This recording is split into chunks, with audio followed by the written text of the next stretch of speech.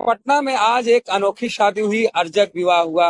सुखित नारायण बौद्ध हैं और ये यादव समाज से आते हैं। इनके बेटे की शादी हुई अनंत यादव की, जो आईआईटी रुड़की से पढ़े हैं और अनुमंडल कल्याण पदाधिकारी हैं।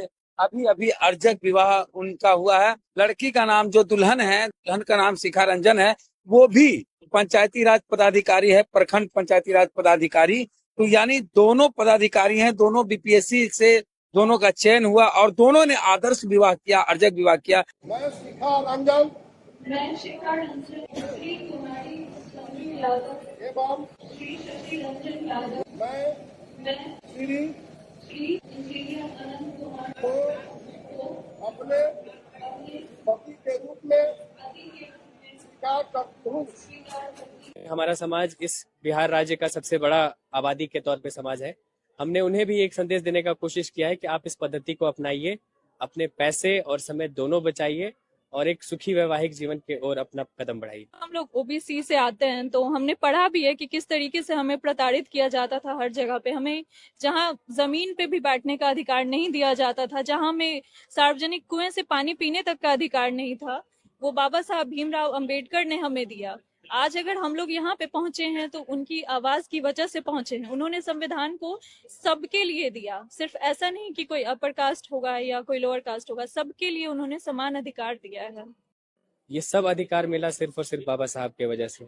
और आज के समय में उनको याद करते हुए मेरी आंखें नम हो जाती हैं कि जिस प्रकार की प्रताड़ना उन्होंने सही, उसके बावजूद उन्होंने एक ऐसा बेहतरीन संविधान बनाया जो किसी से किसी भी प्रकार का भेदभाव नहीं करता है, उस वर्ग से भी भेदभाव नहीं करता है जिन्होंने हजारों साल का प्रताड़ना किया।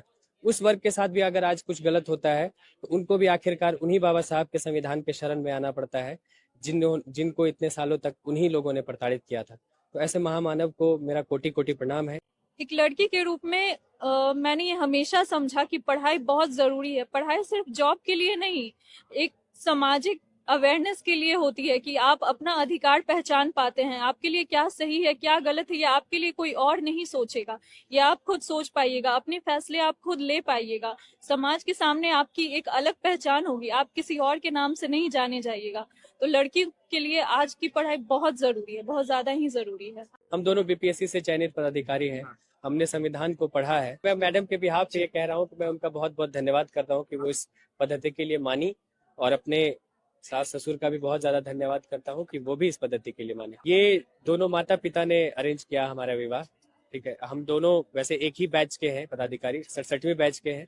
तो हम लोग एक दूसरे को पहले से जानते थे ट्रेनिंग के दौरान बस, लेकिन जैसे बाकी ट्रेनिंग एक दूसरे को जानते हैं उसी प्रकार से जानते थे।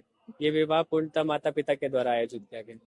पटना में यादव जी संविधान को साक्षी मानकर शादी कर लिया जी। ये यादव जी ललित सिंह यादव जी को पढ़ने वाले हैं, ये पेरियार रामास्वामी को पढ़ने वाले हैं, ये बहुजन नायक जितने भी हैं उनको पढ़ने वाले हैं, बाबा साहब अम्बेडकर को पढ़ने वाले हैं। इसलिए हिंदू रीति रिवाज छोड़ करके अर्जक संघ से